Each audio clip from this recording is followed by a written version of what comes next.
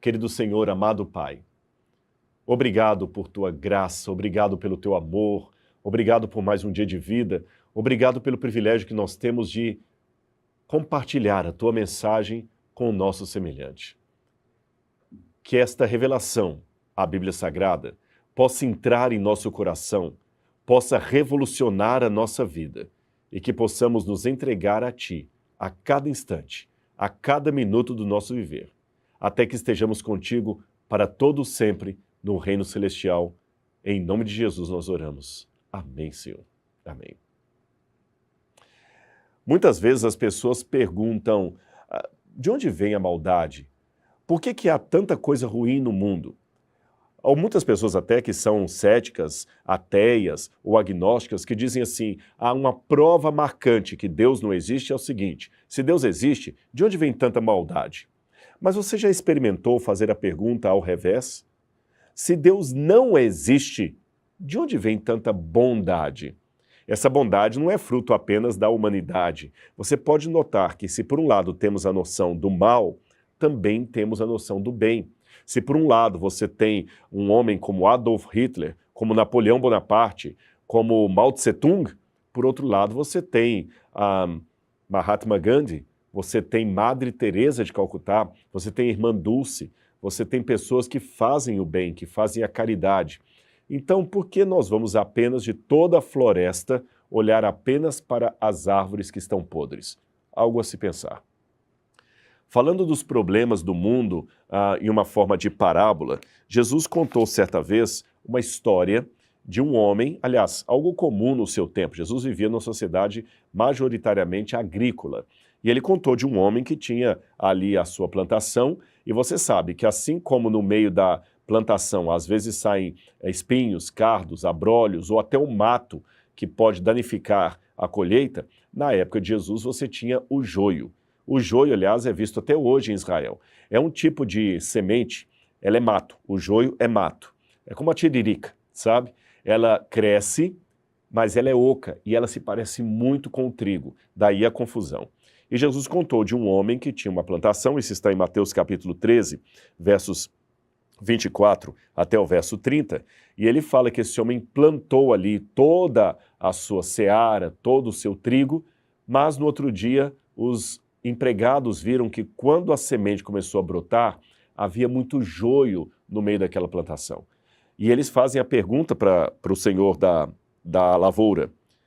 Verso 27, os servos do senhor do campo dirigiram-se a ele e disseram, Senhor, o senhor não plantou apenas semente em seu campo? Então de onde vem o joio? A resposta, um inimigo fez isso. Esta resposta de Jesus ela é emblemática porque ela aponta para a própria história da humanidade e uma parte, um capítulo da história da redenção. Deus plantou apenas a semente do bem. Como eu já falei noutra situação, o mal não é uma contingência necessária para a existência do bem. Algumas pessoas que têm uma ideia meio de yin e yang, sabe aquele símbolo que tem o preto e o branco, ou seja, a luz e as trevas, tudo misturado ali, e que esses dois elementos, ainda que não entrem em confluência, um é necessário para a existência do outro. Essa não é a existência bíblica, essa não é a defesa bíblica. O que a Bíblia ensina é que Deus é luz e nele não há treva alguma. Mas o mal surgiu no universo. O inimigo trouxe o mal à existência. E como foi isso? Para começo de conversa, eu quero colocar duas coisas para você. Como eu disse, esse argumento já foi dado noutra situação. Algumas pessoas podem falar assim, como um professor desafiando os alunos em sala de aula. Deus criou tudo? Sim, Deus criou tudo. O mal existe? Existe. Então Deus criou o mal. Opa, calma, disse um aluno. O mal existe até certo ponto, porque, por exemplo, em química, o frio não existe. O que existe é a ausência de calor. As trevas não existem. O que existe é a ausência de luz. Então, o mal per si, na verdade, é a ausência do bem que cria a sensação do mal. Então, esse argumento que eu já dei, você precisa tê-lo novamente aí bem claro na sua mente. Um segundo elemento de raciocínio que você precisa ter para entender essa problemática da origem do mal seria o seguinte. De acordo com a metafísica, uma das matérias mais complicadas em filosofia, quando eu fiz a faculdade de filosofia, mas eu prometo que vou tornar aqui bem claro para você entender, bem mastigado, a metafísica coloca muito a doutrina do ser. As coisas são, mas o que significa ser? E a metafísica estuda bem o ser. Então fala, por exemplo, do acidente, da essência do ser, o que é a substância, o que é acidente, são muitos termos técnicos. E dentro do campo da existência, a metafísica trabalha com dois tipos de existência. Aquela existência em potência e a existência em ato. O que significa isso, Rodrigo? Eu vou explicar para você. Algo que existe em potência, ele ainda não é real. Ele não faz parte da história. Ele é apenas uma possibilidade. Por exemplo, eu não tenho netos. Mas como eu sou fértil e a minha esposa é fértil, e nós podemos ter filhos, e os nossos filhos podem ter filhos, os meus netos hoje existem em potência, tá certo? Desculpa, quase caiu minha Bíblia aqui. Eles existem em potência. Não tem como você fazer uma oração pelos meus netos. Como eu falei, teve quase um acidente que a Bíblia caiu aqui. Não tem como haver agora um acidente com os meus netos. Não tem agora nem como registrar a certidão de nascimento dos meus netos ou dar um CPF para eles. Não tem como processar os meus netos, porque eles não são uma realidade, eles são apenas uma potência. Ou seja, a partir do momento que eu existo, enquanto eu existir e for fértil e der filhos que igualmente existam e sejam férteis, a possibilidade de eu ter netos é uma realidade. Então os meus netos hoje existem como um potencial, como uma potência. Agora, pode ser que eu nunca tenha filhos e os meus filhos também nunca tenham filhos e pode ser que os meus netos nunca venham a existir. Eles são apenas uma potência. Agora, se algum dia os meus netos nascerem, eles deixam de ser uma potência e se tornam agora um ato de existência. Percebeu? Um ato. Eu vou dar mais um exemplo para você. Antes de Leonardo da Vinci começar a pintar, a Mona Lisa era apenas uma potência. Ele tinha a capacidade de fazer aquele ato. A Mona Lisa não existia ainda. Ela não podia ser assegurada, nem roubada, nem destruída, porque ela não existia. Era apenas uma potência. Mas o dia que Leonardo da Vinci pintou aquele quadro que hoje está no Museu do Louvre, aí a Mona Lisa, ou Gioconda, que é o outro nome da pintura, passou de potência a ato. Agora ela existe. Quando Deus criou seus filhos livres, podendo escolher se queriam ou não atender a Deus, o mal, enquanto potência, passou a existir. Não como realidade, tá certo? Porque se eles podiam optar entre Deus e não Deus, então havia a possibilidade do mal, mas ele não era um ato. Agora, um ser no universo, um anjo rebelde, tornou esta possibilidade num ato. É esse que as pessoas às vezes chamam de diabo, satanás, dito cujo, carcará, sanguinolento, Lucifer, esses vários apelidos e nomes que ele teve aí. Nós não sabemos qual era o seu nome original. O nome Lúcifer, que muitas pessoas usam, é apenas um erro de tradução de São Jerônimo, de uma passagem que eu vou ler para vocês daqui a pouquinho. Aliás, ela está em Ezequiel capítulo 28, versículos 14 a 17. Ezequiel capítulo 28, versículos 14 a 17. Eu vou ler essa passagem para vocês. Aqui diz o seguinte: você foi ungido como um querubim guardião, por isso eu o designei. Você estava no santo monte de Deus e caminhava entre as pedras fulgurantes. Você era inculpável em seus caminhos, desde o dia em que foi criado, até que se achou maldade em você. Por meio do seu amplo comércio, você encheu-se de violência e pecou. Por isso eu o lancei, humilhado, para longe do monte de Deus, e o expulsei, ó querubim guardião, do meio das pedras fulgurantes. Seu coração se tornou orgulhoso por causa da sua beleza. Você corrompeu a sua sabedoria, por isso e por causa do seu esplendor. Por isso eu o atirei à terra. Fiz de você um espetáculo para os reis. Agora, o curioso é que se você ler o contexto todo dessa passagem, você vai ver que aqui é um oráculo de Deus, contra o rei de Tiro. Tiro era uma cidade inimiga, aliás, um porto fenício inimigo dos hebreus, inimigo dos judeus, que ficava na região que hoje é o Líbano. Mas aí você pode perguntar, Rodrigo, mas aqui não está falando de Satanás, está falando do rei de Tiro. Preste atenção que em alguns versos antes, ele realmente está falando do rei de Tiro, mas ele coloca alguns elementos que não correspondem a um rei humano. Ele diz o seguinte, olha bem, verso 13.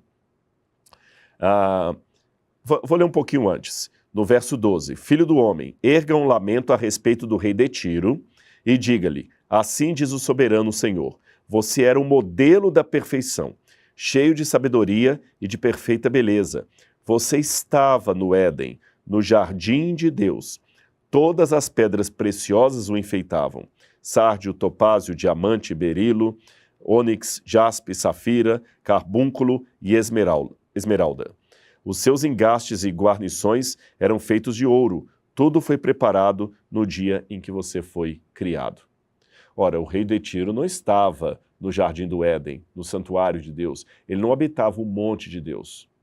Então, como resolver esse aparente paradoxo?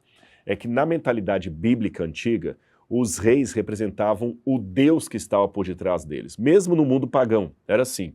Tanto é que, por exemplo, no Egito, o faraó era o deus Horus encarnado. Tanto é que quando havia uma audiência com o faraó, a pessoa não podia olhar para o faraó porque estaria olhando para o deus. Na época romana, para antecipar um pouquinho, o próprio imperador também era divinizado e costumava ser adorado depois que morria, embora na época de Domiciano ele quis trazer essa adoração enquanto ele ainda estava em vida. Então, como o rei representava a divindade que estava por detrás dele, Deus partiu do conhecido para o desconhecido. Deus mostrou que por detrás do rei de Tiro estava a divindade, o falso Deus que o estava comandando. E quem era esse falso Deus? Aquele mesmo anjo que caiu do céu. Por isso que o oráculo que condena o rei de Tiro, condena também a Satanás e descreve a queda dele do céu. Ficou claro isso para você?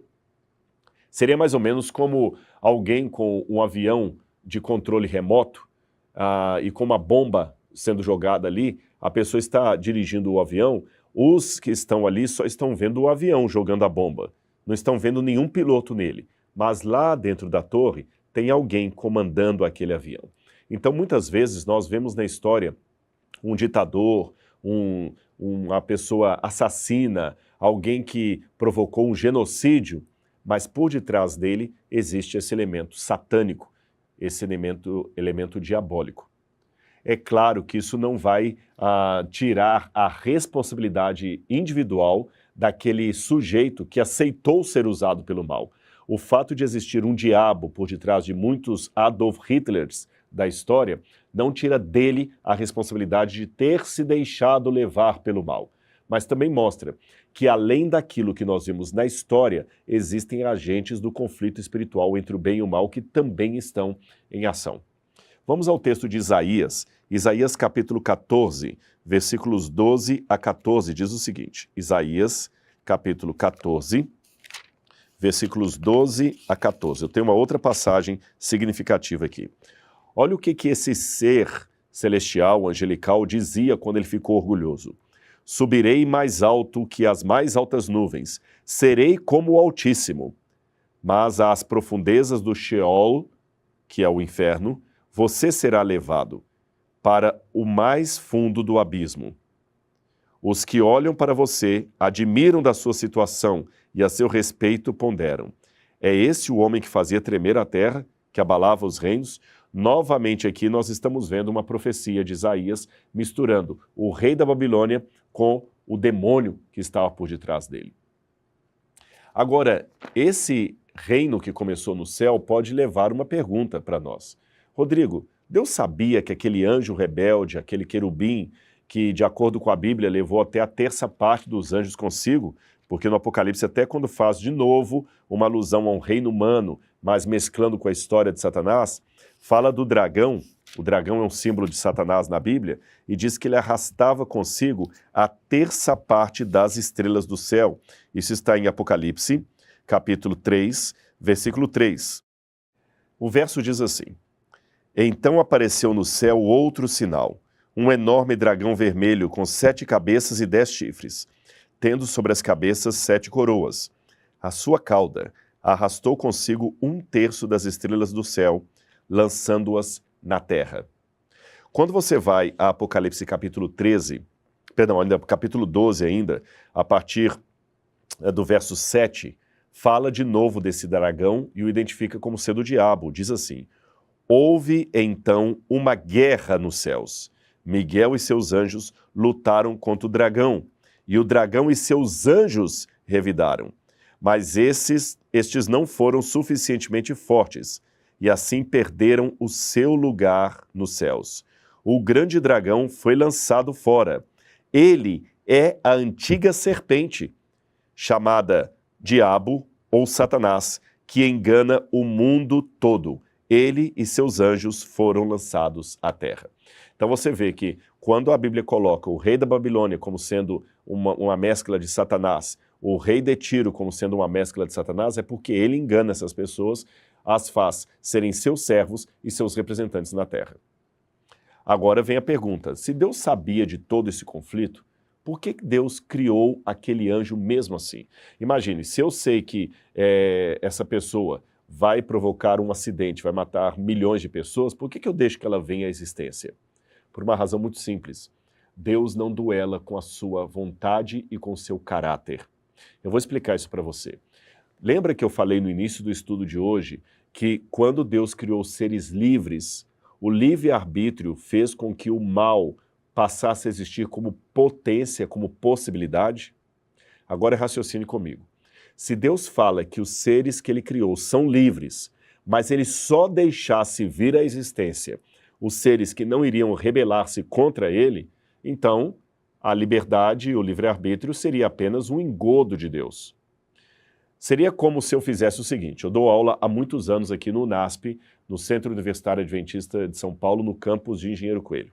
Imagine que eu agora vire para os alunos e falo assim: vocês têm a liberdade de escolher se querem fazer a minha disciplina ou não, tá certo? E se não quiserem fazer, tudo bem.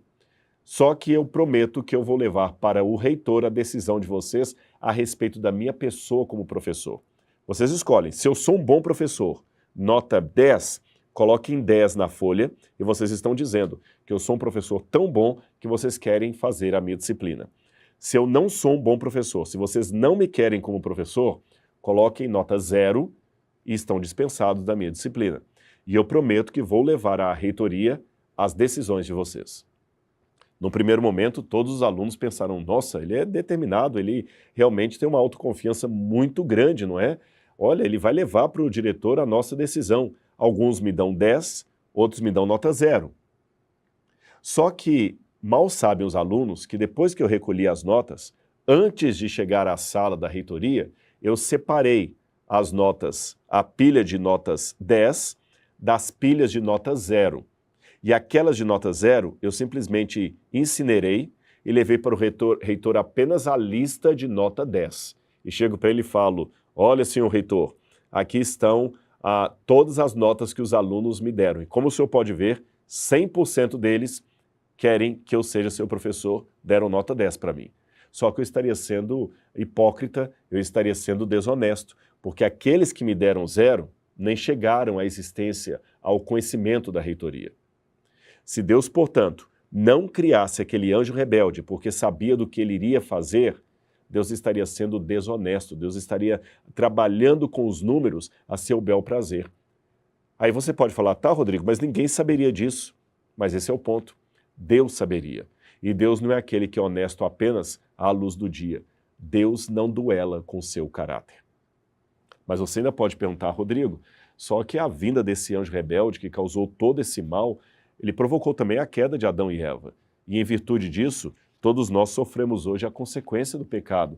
Há crianças sofrendo com leucemia, há inocentes sendo mortos. Em primeiro lugar, deixe-me dizer para você que nenhum ser humano é inocente, porque Paulo diz que todos pecaram e todos carecem da glória de Deus. Quando Deus falou lá para Adão e Eva no Jardim do Éden: não comam do fruto proibido, que a serpente dará para vocês, porque no dia que vocês comerem desse fruto, vocês morrerão, e Adão e Eva aceitaram comer do fruto, eles automaticamente condenaram toda a raça humana. Paulo diz: porque por um só homem entrou o pecado no mundo e com o pecado a morte. E assim a morte passou a todos os homens, porque todos pecaram. Mas para que este quinhão do pecado, essa consequência não fosse eterna, o Filho de Deus veio morrer no nosso lugar na cruz do Calvário. Portanto, quando alguém pergunta assim, por que Deus permitiu que o mal surgisse no universo? Eu pergunto, e quem pagou o maior preço? Foi Deus. Sabe por quê? Aquela cicatriz que você tem de uma cirurgia, de um acidente automobilístico, não durará para sempre. Se queira Deus, aliás, Ele quer, se você aceitar a graça de Cristo e for salvo, espero que assim seja, nós dois, sendo salvos pela graça de Cristo, na manhã da ressurreição, teremos um corpo glorificado, sem nenhuma sequela do pecado, sem nenhuma marca, sem nenhuma cicatriz, sem nenhum sinal de envelhecimento. Nós estaremos com um corpo completamente rejuvenescido. Mas Cristo, depois que ressuscitou, levou para a glória o seu corpo humano, e nesse corpo humano, as marcas da crucifixão, o preço eterno que ele pagou para que a tragédia do grande conflito não durasse por toda a eternidade. E a promessa bíblica, eu termino com ela, é que não se levantará por duas vezes a iniquidade. Ou seja, depois que Cristo voltar, e depois que todas as coisas forem restauradas, e depois que houver um novo céu e uma nova terra, como diz o Apocalipse, e que o diabo, seus anjos e todos os ímpios forem destruídos, nós não teremos mais nenhuma dor, nenhum trauma desse período de caos e de angústia, porque tudo será passado e Deus fará todas as coisas novas. Portanto, eu quero dizer para você que você pode hoje, não pelo seu próprio poder, mas pela força que Deus lhe dá, enfrentar o inimigo em nome de Jesus, expulsá-lo em nome de Jesus e saber que a vitória é sua e não do diabo, porque você pertence a Deus. Eu espero que você tenha entendido então de onde veio essa criatura e saber que ela está com os dias contados, porque em breve o juízo de Deus virá à terra e o diabo e tudo o que ele fez será destruído. E nós que aceitarmos a graça do Senhor, estaremos para sempre gozando das delícias eternas ao lado do nosso Senhor, do nosso Salvador. Eu espero que você esteja lá nesse dia e eu também, junto com o nosso Cristo. Que Deus abençoe você e sua família e a gente se encontra no próximo estudo aqui para ver o essencial da Bíblia. Esse é o canal Pregadores Adventistas. Se você gostou, já curte, se inscreve, deixe o seu like e compartilhe para ajudar o canal. Vamos levar a mensagem a todo mundo nessa geração, e assim virá o fim. Não sejamos como os antediluvianos que não creram e se perderam. A mensagem de agora é: Jesus está voltando, preparem-se, é chegada a hora do seu juízo.